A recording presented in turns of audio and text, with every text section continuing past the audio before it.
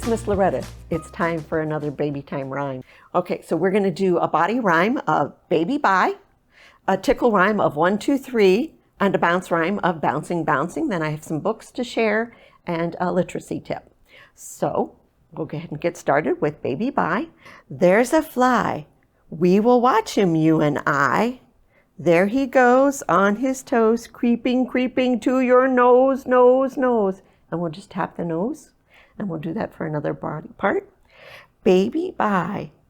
There's a fly. We will watch him, you and I. There he goes on his toes to your chin, chin, chin. Okay. Baby bye. There's a fly. We will watch him, you and I. There he goes on his toes to your ear, ear, ear. Okay. And we'll do that again. Okay. And again, this with body parts, you can do as many body parts as you want.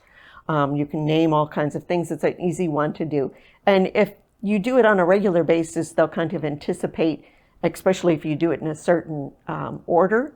So you might want to mix it up so that they really don't really know which way you're going to go, and then you get more reaction. So, baby bye. There's a fly. We will watch him, you and I. There he goes on his toes to your nose, nose, nose. Baby bye. There's a fly. We will watch him, you and I. There he goes on his toes to your chin, chin, chin. There's baby bye. There's a fly. We will watch him, you and I. There he goes on his toes to your ear, ear, ear. And we'll do one more to finish this one off. Baby bye. There's a fly. We will watch him, you and I. There he goes on his toes to your neck, neck, neck. Okay, so that's baby bye. Now next is our tickle rhyme, which is called 1, 2, 3. We're going to start on the palm, 1, 2, 3. And then we're going to draw a circle in the baby's palm. Father caught a flea, so pretend to pick the flea out of the palm. Put him in a teapot, so we're going to put him in the baby's hand. And then we're going to drink a cup of tea. I know it's kind of a silly one. So 1, 2, 3. Father caught a flea, put him in a teapot, close the baby's hand, to drink a cup of tea. Okay, we're going to do that on the other side. 1, 2, 3. Daddy caught a flea. He put him in a teapot to drink a cup of tea. So obviously that works a little bit better on a little bit bigger palm than my baby's palm. So next we're going to do bouncing, bouncing. Bouncing, bouncing, baby on my knee. Bouncing, bouncing, 1, 2, 3. And you can lift him up. Bouncing, bouncing, baby on my knee. Bouncing, bouncing, 1, 2, 3. Clapping, clapping, baby on my knee. Clapping, clapping, 1, 2, 3. Okay, hugging. Hugging, hugging, baby on my knee. Hugging, hugging, 1, 2, 3. Okay. We'll do that a second time. Bouncing, bouncing, baby on my knee. Bouncing, bouncing, 1, 2, 3. Okay. Clapping, clapping, baby on my knee. Clapping, clapping, 1, 2, 3. Okay. Hugging. Hugging, hugging, baby on my knee. Hugging, hugging, 1, 2, 3. Okay, so that's our body rhyme, our tickle rhyme, and our bounce rhyme. Now what I have for you today is a little bit different than what I normally do, but I was looking through our books and I saw that we actually have quite a few books that are bilingual, where we have not only the English, but perhaps this one is in Spanish, so it has the same words. So this one is let's go visiting, or vamos de visita. We've got several here. This one is actually Haiku Baby. Now, it's not actually in Japanese per se, but it does have the Japanese character.